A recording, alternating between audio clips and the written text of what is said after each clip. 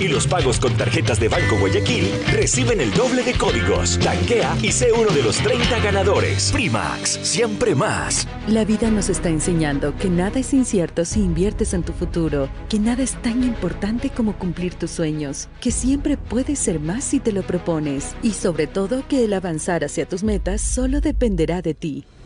Ahora lo puedes hacer con Mi Fondo de Fiducia, la primera APP del Ecuador para invertir en fondos de inversión desde $25. Con Mi Fondo, ahora invertir es para todos los que van por sus sueños. Descarga la app y acércate un poco más a ellos. Mi Fondo es la forma. Nuestros fondos tienen calificación AAA- y la proyección de rendimientos puede variar. Conoce características, portafolios y dirección en nuestra Fin web. de espacio promocional y publicitario. Con toda la fidelidad, con toda la fidelidad. Un manejo informativo solvente. Democracia.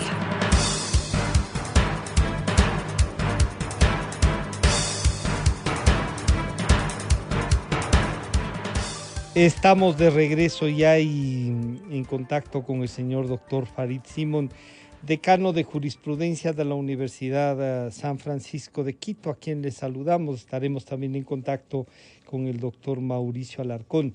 Doctor Simon, buenos días, bienvenido. Bueno, hay una gran preocupación. El Consejo de la Judicatura avanza en el proceso de concurso para nombrar nada menos que ministros de la Corte Nacional de Justicia, y esta se ha visto ya, yo diría, ensombrecida con varios actos.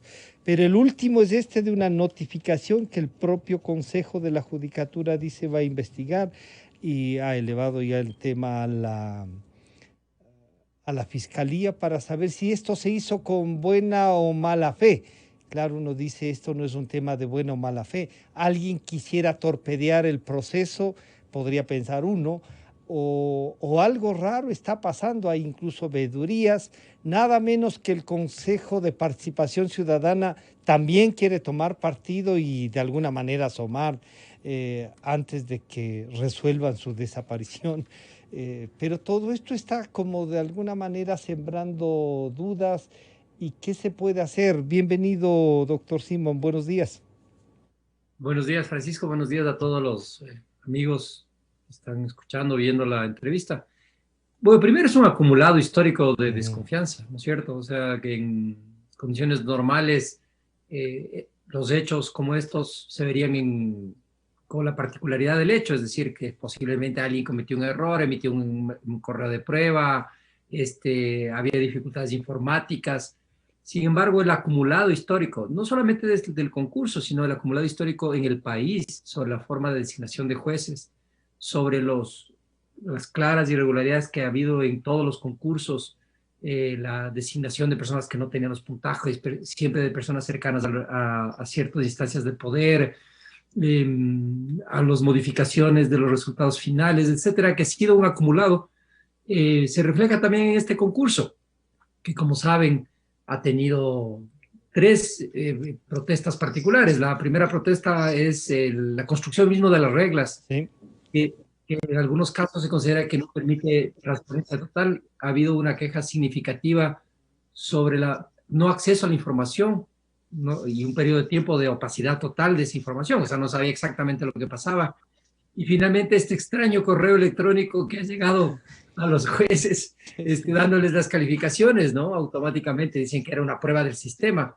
Claro, pero uno manda una prueba del sistema con una prueba del sistema, ¿no? claro. Manda con, Pero además manda una prueba de... Pero y mandar una prueba del sistema nada menos que en la elección de jueces de la Corte Nacional. Uno dice, oigan, ¿qué pasa? Pues, dice lo que dice la comunicación, dice los sí, puntajes. Entonces, bueno, aceptemos, pues regresemos al inicio. La primera cosa es que creo que hay que poner en contexto. Todo hay que mirar a la distancia de cómo se dan las cosas en el país y cómo se han dado los concursos.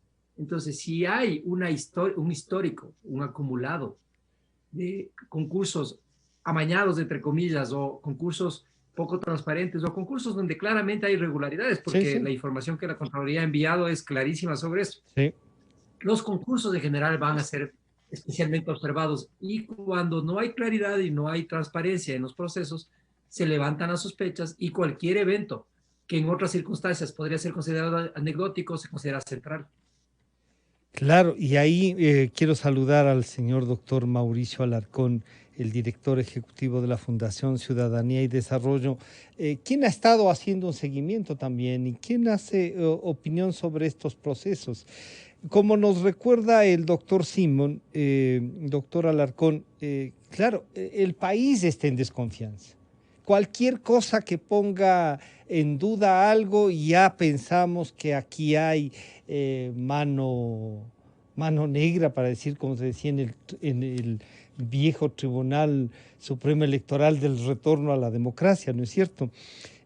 Pero ustedes que han hecho el seguimiento, que deben también administrar las dudas razonables que, como nos describe el doctor Simón, son reales. Este tiene ya unas dudas que nos están generando un problema. Van a deslegitimar a una corte que se esperaba se convirtiera en una corte nacional más respetable de institucionalidad. ¿Cuál es la visión suya? Bienvenido, el doctor Alarcón. Mauricio, buenos días. Buen día, Francisco, y un gustazo compartir este espacio con mi maestro y amigo Farid Simón. Efectivamente, creo que hay un punto de partida que considerar en este proceso, y es el hecho de que en años pasados, como ustedes conocen, tan pronto se posesionó el actual Consejo de la Judicatura, llevó a cabo un denominado proceso de evaluación integral a la Corte Nacional de Justicia, que terminó con varios jueces nacionales destituidos, removidos de sus cargos de manera anticipada. Ya ese proceso de evaluación integral tuvo cuestionamientos desde la sociedad civil y sobre todo desde organismos internacionales, relatores tanto del sistema interamericano como del sistema de Naciones Unidas. Este es un detalle no menor, porque aquí es donde se origina buena parte de este proceso. Recordemos que no solo estamos renovando un tercio de la Corte Nacional, sino que estamos ampliando esto a 16 de los 21 miembros de la Corte. Estamos hablando que obviamente 7 van para un periodo de 9 años, pero 9 estarán ahí por 3 y 6 años ocupando espacios en temas tan sensibles como lo penal o lo tributario. Y mencionar también que hay un punto problemático en este tema, en el sentido de que las normas cambian, son inestables. Estamos frente a inestabilidad en el proceso porque los miembros de la Judicatura, una vez más, emiten una resolución para este proceso en específico, cambiando normas como ya ha sido frecuente en este país conforme avanzan los procesos, es decir, quienes están siendo electos para este proceso no corren con las reglas de quienes lo hicieron hace 3 años, en el año 2017, y esa inestabilidad abona a una débil institucionalidad en un sector tan sensible como el de la justicia.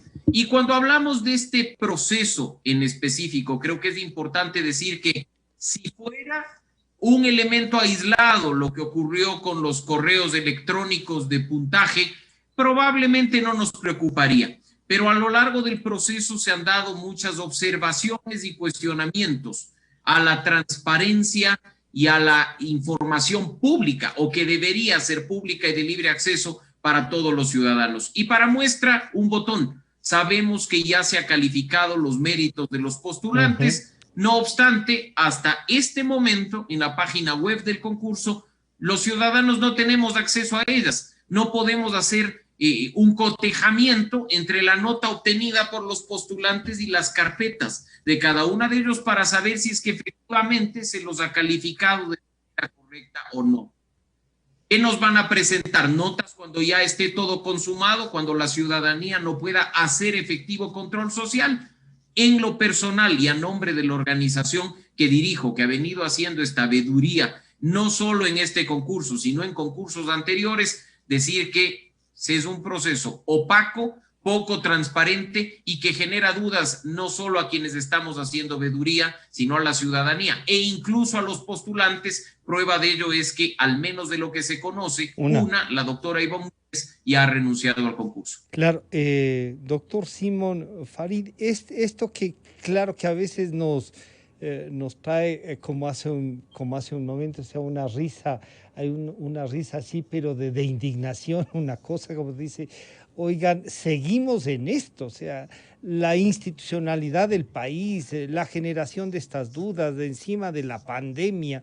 Este proceso debe continuar, doctor Simón. Se puede enderezar lo que se ha hecho, y claro, ahora nomás me escribían y decían, oigan, pero si el proceso está dirigido nada menos que por la doctora Maldonado, y digo, bueno, ella es la presidenta del consejo, pues no es cierto, ¿qué podemos hacer? Su pasado está ahí, se ha discutido y todo eso, pero todo eso tiene ese peso y esas dudas. ¿Esto debe continuar, doctor Simón? Primero, buenos días, Mauricio, un gusto verte. Yo ya trato de no estar en muchas entrevistas porque, claro, tengo que concentrarme en dar clases y uno no se concentra en otras cosas, pierde de vista la actividad principal que uno tiene. En cambio, tú tienes un rol muy importante, que es esto de transmitir a la comunidad, al país, las preocupaciones desde la organización que representas, porque hay un tema central en todo esto, que es la posibilidad de vigilancia social. Y sin la vigilancia social independiente, porque aquí yo quiero diferenciar los hitos de vigilancia. Hay mucha información sobre el concurso que genera de personas que tienen claro interés de que el concurso fracase. O sea, hay gente que hay que estar claros en eso también. De que el concurso fracase, dándole largas al asunto para juntarse con el proceso político del próximo año y el cambio de fuerzas que uno considera que va a haber, ¿no es cierto? Porque pase lo que pase en las próximas elecciones, va a haber un movimiento de fuerzas en el interior. Entonces hay un grupo de gente que ataca el proceso con claro interés político. Hay un segundo grupo de gente que ataca el proceso por una clara desconfianza abstracta, digamos, ¿no es cierto? En este país se hacen las cosas mal y no parecería que este concurso sea el ejemplo de que se está cambiando las cosas. Y hay un tercer grupo de quejas, que son las quejas que representan lo que Mauricio está haciendo, que son bastante documentadas, es decir, un seguimiento sobre los estándares mínimos que debería tener un concurso. Y aquí viene la primera parte. El estándar mínimo de un concurso es transparencia total. Uno debería ser estabilidad primero, ¿no es cierto? Las reglas deberían ser estables y uno debería saber exactamente cómo se va a calificar cada ítem, en qué momento, quiénes, en qué condiciones. Y eso tiene que ver con la imposibilidad, con la limitación que la transparencia plantea, o la claridad, la certeza, con la necesidad, el impacto que tiene esto en la forma en que se asignan los puntajes y la posibilidad de uno impugnar. Porque cuando tiene claridad de cómo se asignan los puntajes y las reglas de juego, uno puede impugnar cuando cualquier cosa sale del estándar. La segunda cosa tiene que ver con el acceso a los procesos. En otros países donde realmente se quiere asegurar la estabilidad, todos los procesos de calificaciones, de asignaciones más son públicos. Es decir, uno puede mirar el momento que la gente está asignando calificaciones y puede saber las deliberaciones que se hace, por qué y cómo, ¿no es cierto?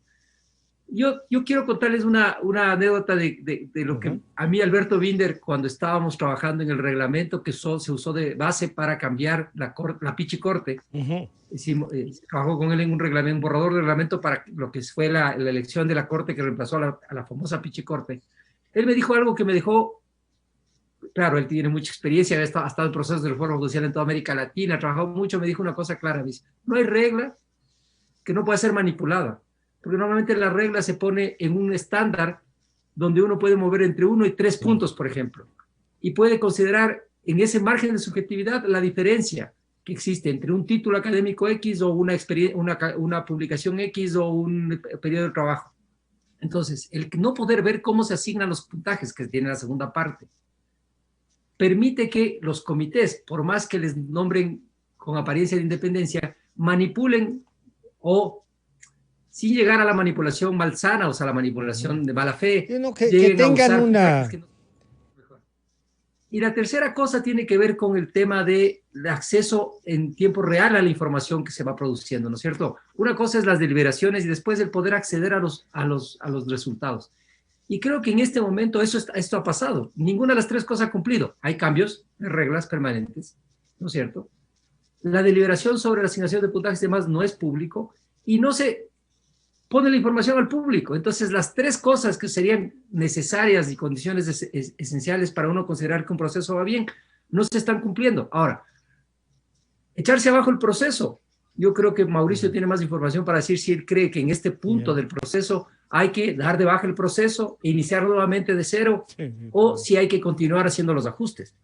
En mi opinión, si no se asegura la transparencia del proceso ya, todo el 16 jueces, porque además esto no es un tema menor, son 16 jueces de 21, estarán en entredicho su nombramiento, lo cual es una cosa complicadísima para un sistema democrático, un Estado democrático, ¿no? Además, para los propios jueces que salgan designados o a los que se les elija. Mauricio, lo que dice Farid es un poco lo que la ciudadanía siente. Ustedes que han estado más cercanos al proceso, en una conversación con la doctora Maldonado le decíamos, oiga, trabaje. Ella mismo dice, hemos convocado a 2 universidades, 9 se han excusado de participar, 2 no han contestado, y una ha dicho que bueno, pero que hará una consultoría, que una universidad de prestigio y todo, pero no es lo mismo que digamos que se pueda aportar desde la academia para esto a que se haga una consultoría. ¿Cómo salvar? Y esto que es importantísimo que nos ha dicho Farid Simón. Hay gente que sí quiere poner una bomba, como están acostumbrados permanentemente, a este proceso, que no quieren que se dé. Y entonces también a veces podríamos decir, caemos en este grupo que lo que quiere es el relajo y adicionalmente calcular cómo tener ellos la influencia en la Corte. Mauricio. Francisco, quienes llevan adelante estos procesos deben actuar con madurez. ¿Y a qué me refiero con esto? A que cualquier crítica que provenga de quienes estamos haciendo seguimiento al concurso no debe considerarse como un ataque personal. Eso es lo que le ha hecho daño a la institucionalidad ecuatoriana durante todo este tiempo, más aún si está de por medio un proceso tan importante para el país como el que actualmente se lleva a cabo. Por supuesto, habrá quienes tienen interés en dinamitar el concurso para después tener injerencia política en él en función de los tiempos. Pero hay una frase muy sabia, coloquial del pueblo, que dicen no hay que dar papaya. Y efectivamente lo que la judicatura tenía que haber hecho desde un inicio es no dar papaya, hacer un concurso totalmente transparente, cumpliendo estándares y recomendaciones internacionales, de tal forma de que no lleguemos a este punto en el que haya postulantes que afirmen que deberíamos regresar a cero, que debería hacerse un nuevo concurso, que haya personas externas e incluso actores políticos que vayan por el mismo camino. Es muy arriesgado decir en este momento si deberíamos parar el proceso y reiniciarlo, cuando vamos a tener a los mismos actores involucrados. Y a propósito del dato que se menciona, de las universidades, ¿por qué no quieren involucrarse? ¿Es que acaso no tienen interés en el tema o que dudan del proceso que se está haciendo y temen mancharse o que su nombre sirva para legitimar ciertas acciones poco transparentes y con limitaciones de acceso a la ciudadanía? Y a propósito de esto, 2 elementos adicionales. El primero, si bien es cierto que la doctora Maldonado es la presidenta de la judicatura, el Consejo de la Judicatura es un cuerpo colegiado de 5 miembros y son los 5 miembros los que tienen la responsabilidad de este proceso.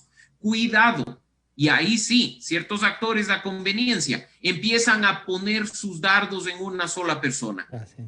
Empecemos a vigilar qué está pasando al interior de la Judicatura con sus 5 miembros. A nosotros, como veedores del proceso, nos han llegado en estos días denuncias no respecto de un miembro, que quizá es el más visible de la Judicatura, sino respecto de otros actores, denuncias que llaman poderosamente la atención y que obviamente, mientras no estén comprobadas no deberían hacerse públicas y en ese proceso estamos. Pero hay que pensar en una judicatura, insisto, como un cuerpo colegiado como primer elemento. Y como segundo, por favor, empecemos a trabajar a favor de la institucionalidad y no en función de coyunturas.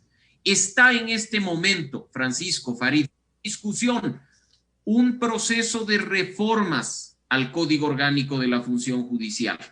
La Asamblea Nacional ya ha incorporado estándares internacionales en la evaluación o proceso de evaluación a los jueces nacionales. Ya ha incorporado las observaciones que se recibió tanto de Naciones Unidas como del sistema interamericano respecto de los últimos procesos para darle cierta institucionalidad a lo que estamos viviendo de cara al futuro. Pero viene el machetazo del veto del Ejecutivo para decir, sí, interesantes los estándares internacionales, pero las cosas deberían hacerse así, con un criterio altamente subjetivo. Aprovecho este espacio para hacer una invitación a la Asamblea Nacional. Sé que no era el tema principal de esta entrevista, pero tiene relación directa, Francisco, para que revisen con pinzas del veto del Ejecutivo al Código Orgánico de la Función Judicial y que si comparten el criterio de respetar los estándares internacionales y acoger las observaciones, como efectivamente lo hizo la Comisión de Justicia y el Pleno de la Asamblea Nacional hace poco más de un mes,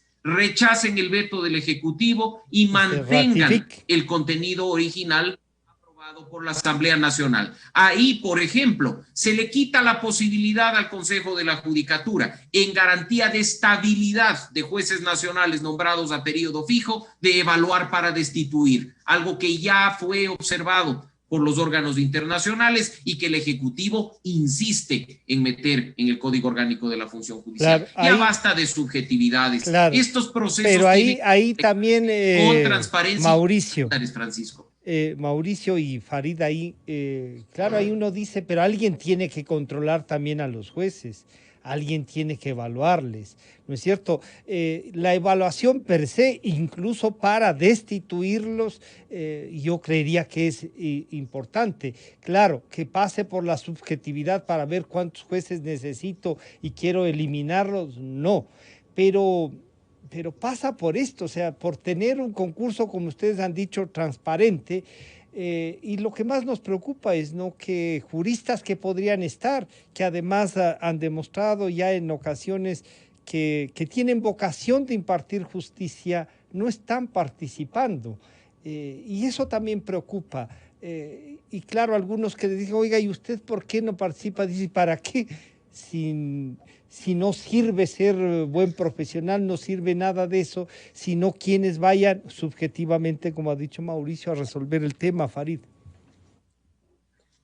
Yo quiero comentar dos cosas. La primera es sobre el rol de las universidades. Yo soy directamente, digamos, ahí involucrado. Soy decano del Colegio de Jurisprudencia de la San Francisco. Les deben haber invitado. Recibí la invitación del Consejo de la Judicatura.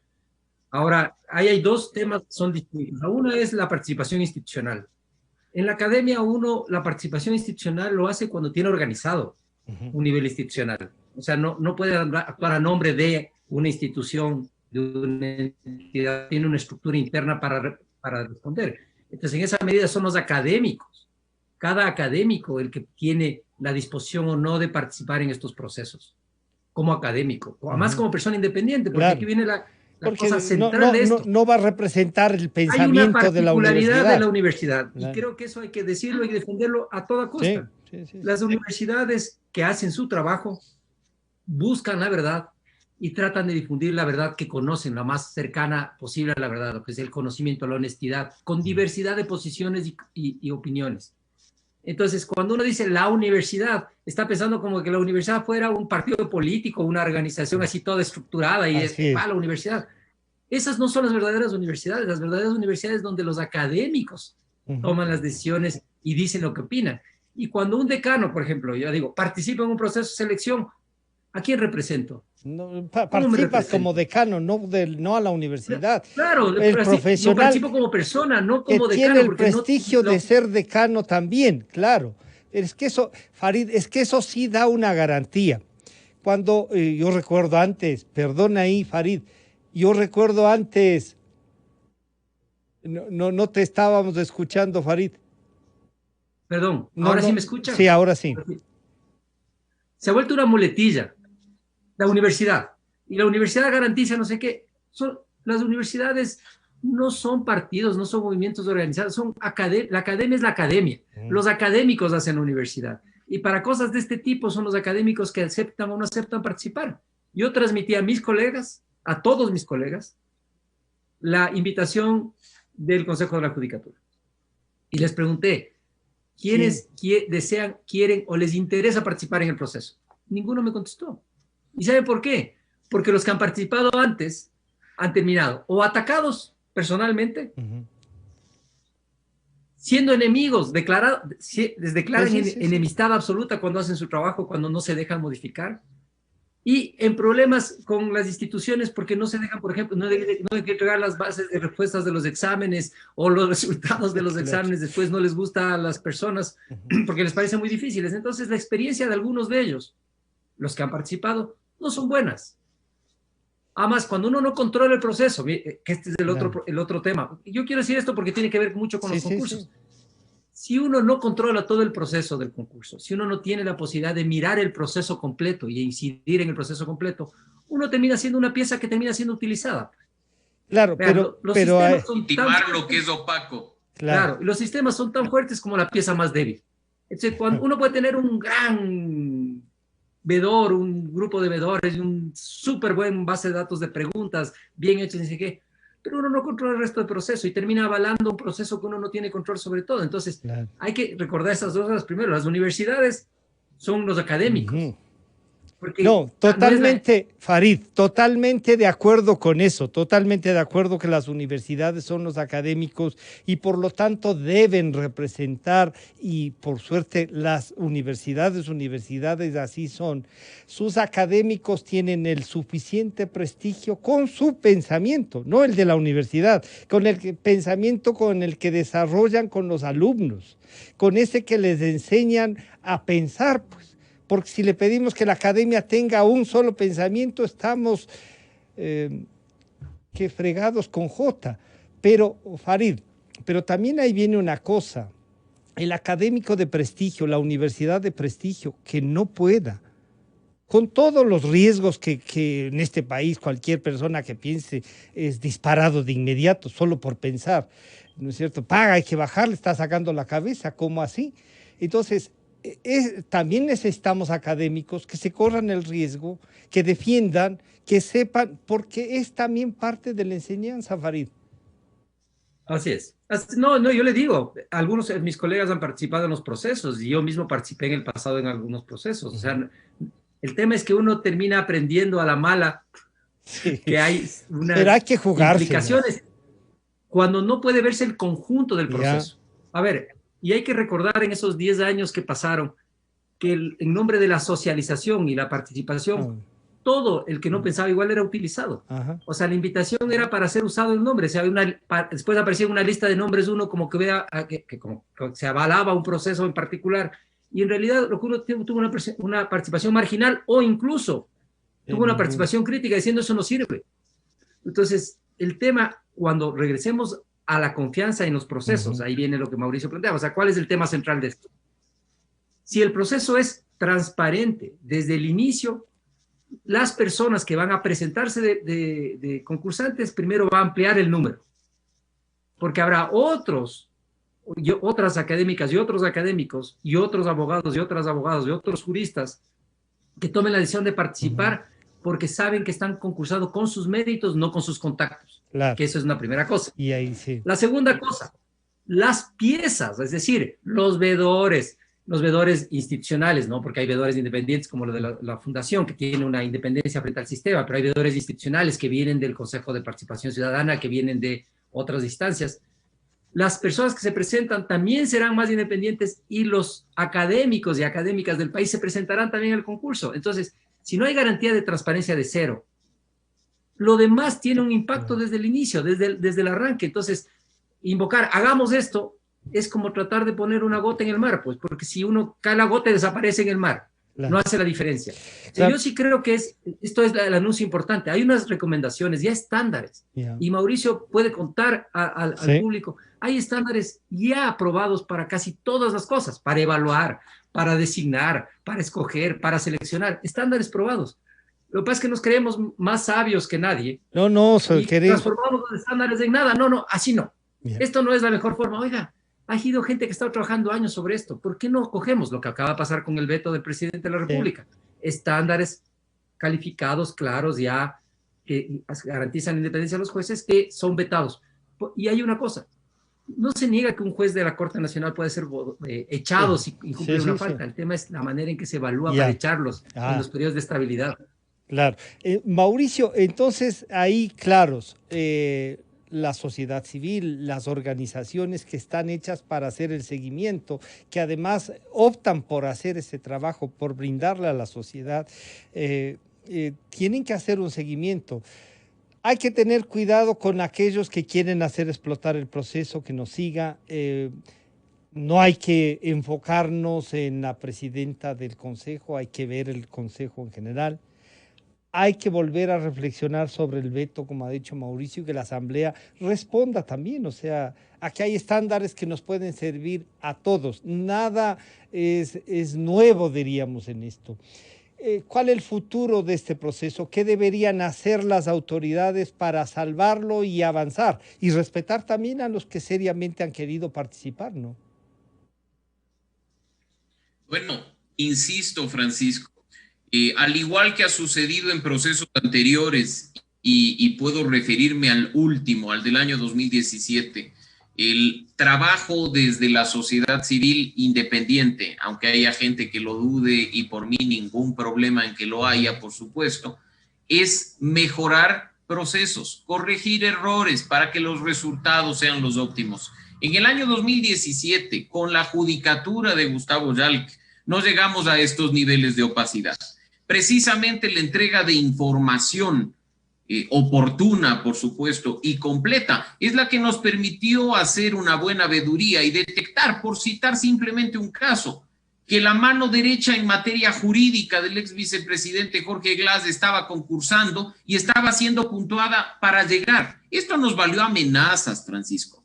Tuvimos nosotros amenazas directas de muy alto calibre por obvias razones. Intentaban poner a gente en esa corte en el año 2017 que les garantice impunidad, probablemente. Ustedes ven qué tipo de casos son los que la corte ventiló durante estos 3 años y por qué hubiera sido clave tener a uno de los suyos dentro juzgando.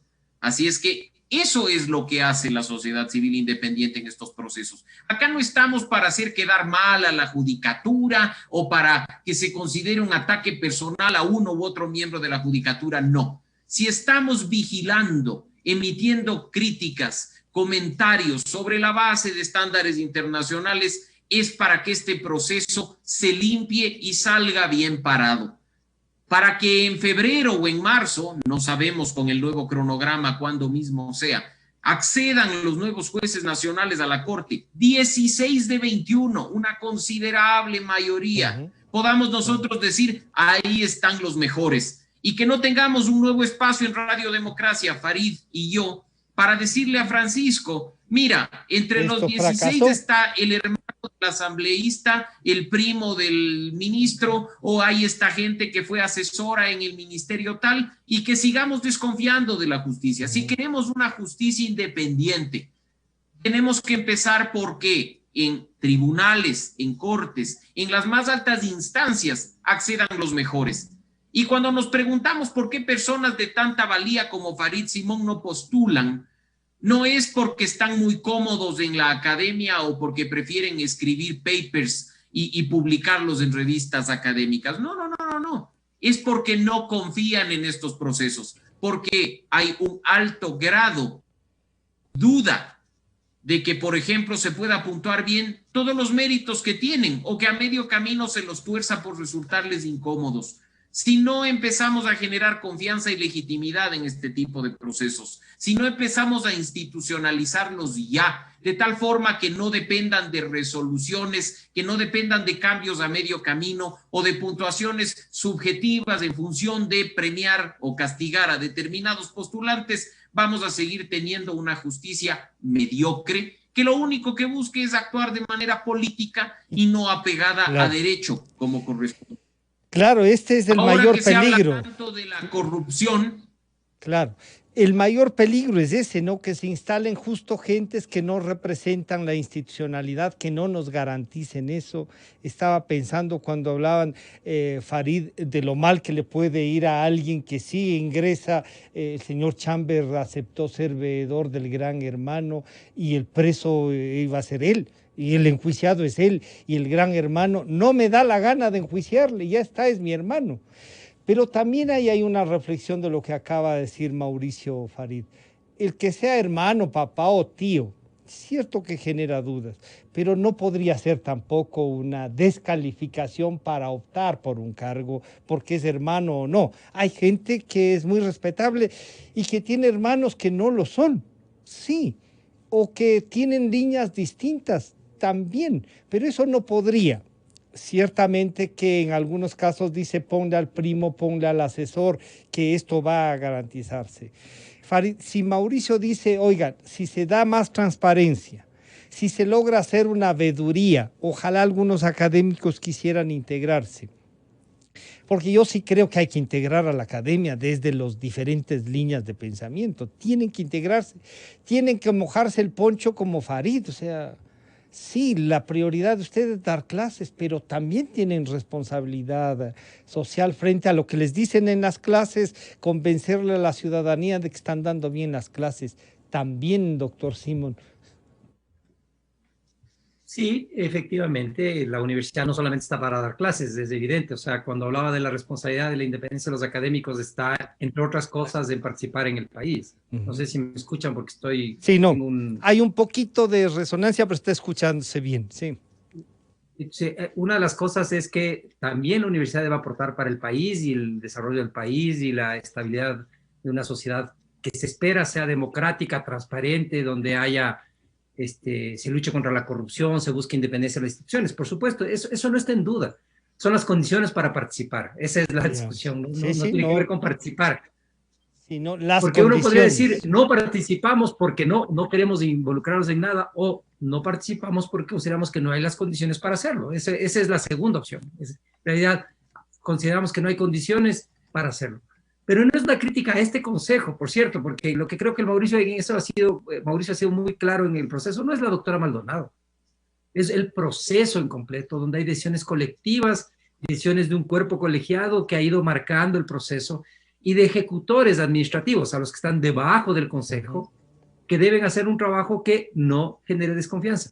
Y el otro tema que me parece muy importante, a todos nos interesa que la Corte Nacional de Justicia sea una corte llena de jueces y juezas que hagan su trabajo de manera transparente e independiente, a todos, porque al país le interesa eso.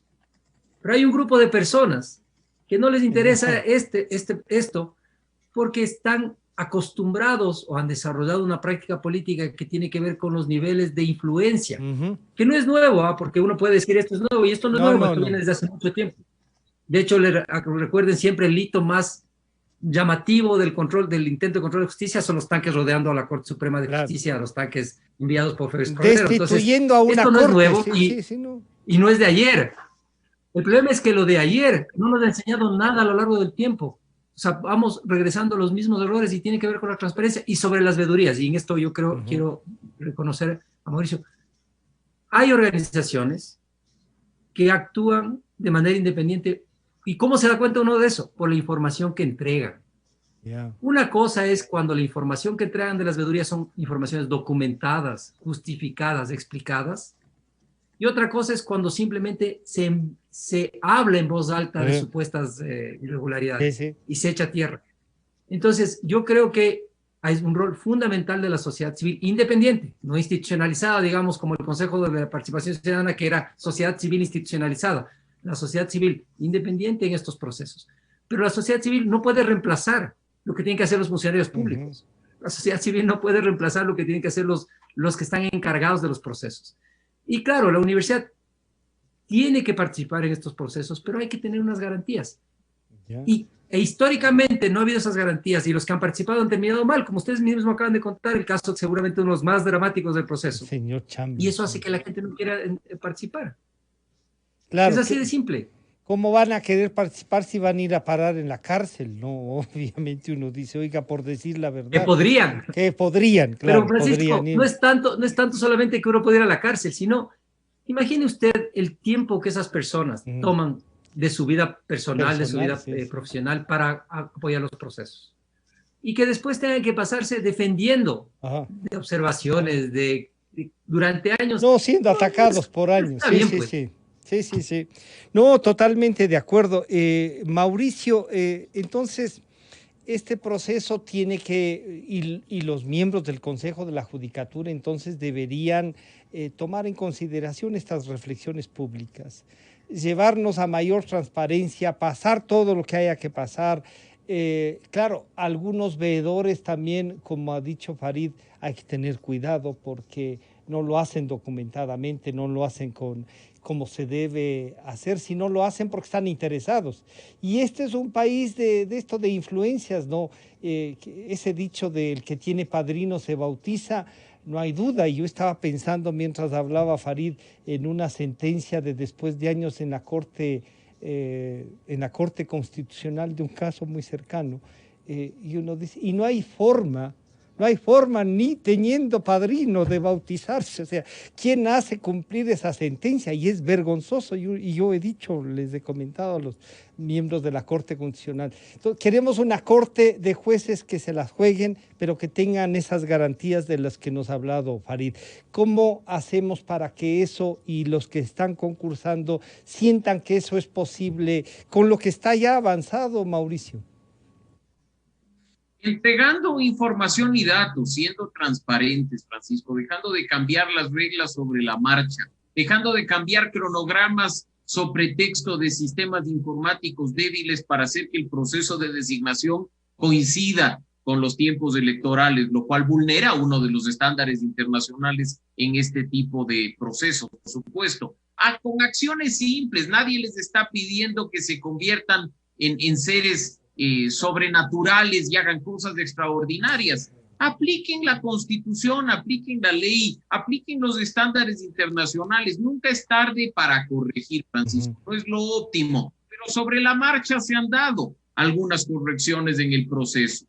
¿Que han ayudado a la transparencia? Por supuesto que sí, pero ¿cómo entender, por ejemplo, que se hable de transparencia total e, insisto, no estén publicados los números, las calificaciones obtenidas por los postulantes en la fase de méritos? Nos dirán que están en calificación, pero no. Nosotros debemos, todos y cada uno de nosotros, no quienes hacemos veeduría o quienes están en universidad, todos y cada uno de los ciudadanos, deberíamos estar en posibilidad de acceder a la página web del Consejo de la Judicatura o acceder presencialmente en las oficinas de la Judicatura a constatar si la calificación puesta obedece lo que esté en la carpeta o si se fundamenta, por supuesto, un pedido de recalificación de un postulante. Yo no sé por qué se sigue manteniendo este tema de opacidad en un proceso tan importante y tan trascendente para la justicia del país. Y recordar, a propósito de lo que mencionabas, Francisco, que no es un detalle menor, que cuando se dan este tipo de procesos subjetivos que deberían garantizar derechos, probablemente en el caso de vulneración, aunque mucha gente se ría, da lugar a acciones de garantía, y esas acciones de garantía, que por temor muchas veces no se resuelven o se resuelven de manera desfavorable, abren la vía a las instancias internacionales. Sí. Ojalá no solo la evaluación integral de hace un par de años y este proceso abran el camino para demandas internacionales y seamos nosotros quienes terminemos pagando millonarias indemnizaciones producto de las acciones arbitrarias de quienes ostentan temporalmente el poder. Lo hemos visto cuando se cesó una Corte Suprema de Justicia en el gobierno de Lucio Gutiérrez, lo hemos visto ya cuando se cerró un tribunal constitucional en el mismo gobierno de Lucio Gutiérrez, y de lo que se conoce, quienes fueron cesados a través del proceso de evaluación integral del Consejo de la Judicatura, han presentado ya acciones ante el Sistema Interamericano de Derechos Humanos. Ojalá aquello que aplaude por resultar simpático o coyuntural no termine pasándonos factura, Francisco, porque las indemnizaciones no son menores. Farid pues, no me dejará mentir las indemnizaciones que fueron cesados en la Corte Suprema de Justicia nos representaron a los ecuatorianos varias decenas de millones de dólares. Claro. Y bueno, y está bien, uno diría, por los jueces que han cobrado y han cobrado bien. En algunos casos alguien me decía, yo a este prefiero pagarla que siga siendo juez, o sea, que nos cueste, pero por Dios, no le dejen ahí, ¿no es cierto? O sea, así estamos, doctor Simón, ¿cómo reaccionamos? Hay que respetar este proceso, hay que pedir, como dice Mauricio, la transparencia, hay que pedirle a la Asamblea que defienda el trabajo que ha hecho y más aún si lo ha hecho bien, que lo defienda, que se sume, que no calculen, digamos, que de alguna manera se comprometan con el país. Avanza este proceso, tendremos 16 jueces, nada menos que de 21. No sé si en febrero o en marzo, se dice que con esto que ha pasado podría ser los primeros días de marzo. ¿Qué recomendaría el académico y decano Farid Simón? No comprometiendo a la universidad, pero sí siendo una de las voces respetadas de la universidad, para que esto pase. Bueno, primero dicen que el 2 de marzo es del nuevo cronograma, ¿no? Sí. Sería el 2 de marzo cuando se nombre a los jueces. Bueno, incrementar los ajustes. Lo primero sería, me parece que un mensaje claro de la judicatura es... Aquí está todo. Hoy debería aparecer la judicatura y decir, miren, toda la información está disponible en la página web, ahí están los criterios, las carpetas, los puntos, la asignación, la manera en que se calificó cada carpeta y que sea público cada fase del proceso. Quien acepta participar en un concurso de este tipo, acepta inmediatamente que no habrá privacidad, sino publicidad. Es decir, todo lo relevante para el concurso tiene que ser público, todo, absolutamente todo, nombres, apellidos, direcciones, fechas de reunión, formas de calificación, todo. Segunda cosa, no tiene que ver el origen de los candidatos, sino la transparencia del proceso y la certeza con el proceso, porque podría haber sido asesor de alguien, familiar de alguien, pero si tiene las calificaciones, porque el proceso se tiene confianza en el proceso, nadie podrá reprochar que alguien ha hecho un trabajo previo, porque esto sería también una cuestión inaceptable. Estar marcado por haber trabajado con alguien, excepto si el trabajo fue deshonesto. Exacto, sí, es otra cosa. Una acción indebida, la gente no debería estar marcada. El tema es que hay muchos que estaban marcados, que tienen un lavado de cara y los procesos les ayudan en este lavado de cara sin tomar en cuenta las críticas o las tachas previas. La tercera cosa es, yo estoy convencido cada vez más que no todo medio vale para conseguir un fin legítimo, porque los medios terminan dañando el fin y termina uno regresando a cero, es decir, consigue buenas cosas aparentemente, pero mediante medios inaceptables o medios indebidos, y termina acabando todo el proceso y deja abierta la puerta para el siguiente proceso. A ver, país de las transiciones y país de las excepciones. ¿Por qué se sigue manteniendo las transiciones y las excepciones? Porque los procesos excepcionales y de transición suelen estar marcados por las acciones indebidas, violaciones de derechos, también los mismos defectos que se critica de los anteriores. Entonces, si queremos que este proceso termine en un buen puerto y con confianza, lo primero que debería hacer el Consejo de la Judicatura es salir y hoy, decir que se han tomado todas las medidas para asegurar la transparencia.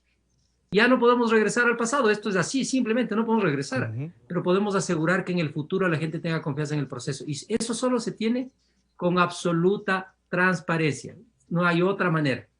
Porque si hay un problema con un puntaje, porque hay una nota que no está bien asignada, porque hay una calificación que no está asignada, y uno puede decir, mire, ahí está mal asignado, y hay mecanismos de ajuste, de edición, los procesos se pueden mejorar y los procesos pueden continuar.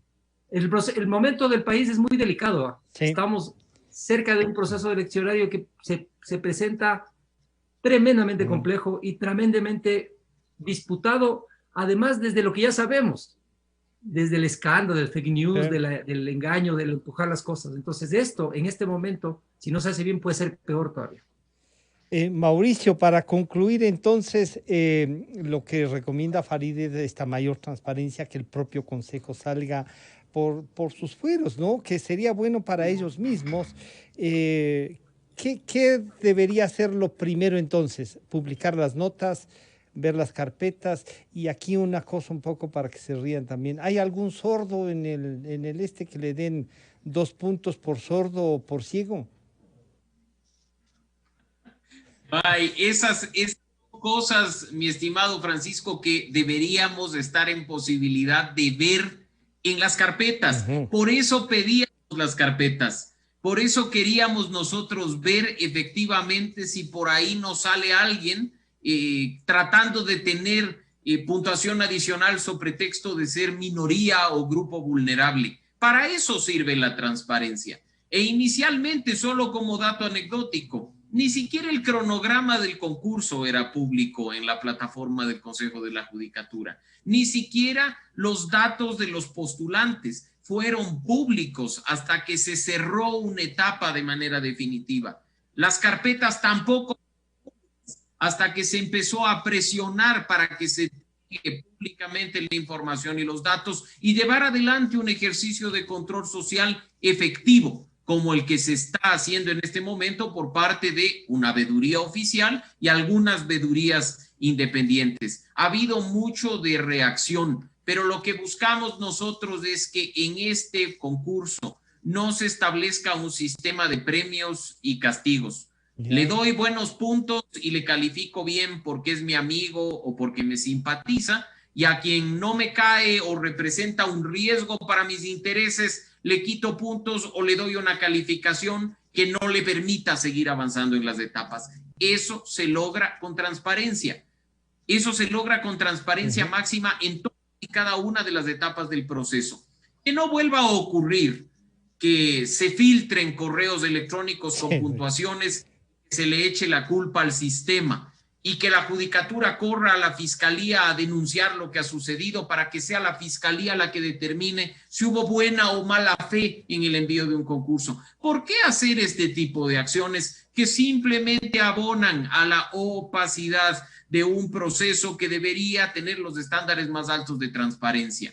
Y claro, del otro lado se lo toman personal, insisto, y lo que te responden es: la veeduría oficial ya tiene los datos, como si la veeduría oficial fuera pues representante de todos los ecuatorianos. Aquí quienes hacemos veeduría nos representamos a nosotros mismos y tenemos un interés en el sentido de que la justicia sea transparente e independiente. Pero si una persona X en el último rincón del país quiere saber lo que pasa con la Corte Nacional, debería estar en condiciones de hacerlo a través de su computadora, sin ni siquiera necesidad de movilizarse y poner en riesgo su integridad personal a propósito de la pandemia. Si ustedes ingresan en el momento al sistema de la función judicial, y con esto termino, Francisco, vas tú a ver qué limitaciones hay respecto al concurso. ¿Qué información limitada es la que está disponible? Y que, por ejemplo, detalle menor, en la etapa inicial ni siquiera conocíamos en las carpetas de quienes formaban parte de estos comités especiales que intervenían en el concurso para ver si cumplían o no con los requisitos que están establecidos en la Constitución. Constitución,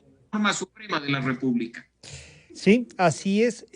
Bueno, el aporte que ustedes han hecho esta mañana para buscar la transparencia, para generar opinión, ojalá reacción del Consejo, es importante. Y a propósito de que hemos tratado de la academia, yo espero que más Farid Simons, profesores, decanos, subdecanos, se comprometan y nos regalen tiempo. Sí, es una forma.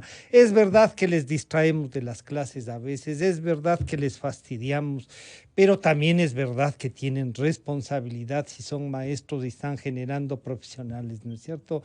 No voy a preguntar ni la carpeta ni las calificaciones de Mauricio, porque está demostrando que salió bien litigante, ¿no? Para poner un nombre.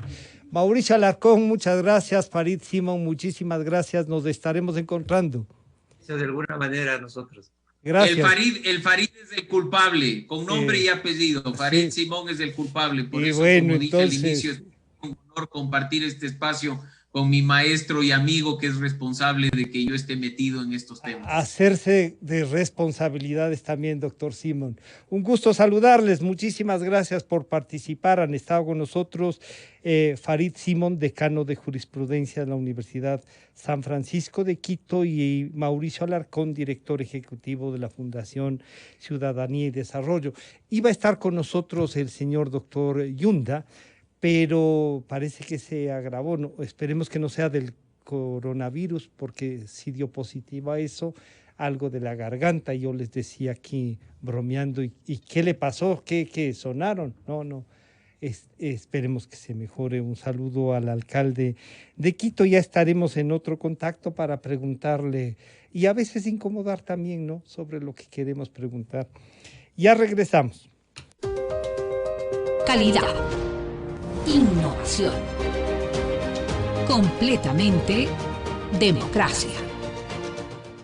El siguiente es un espacio contratado. La siguiente es la historia de una despiadada persecución ejecutada por un gobierno autoritario al que le urgía distraer la atención pública de los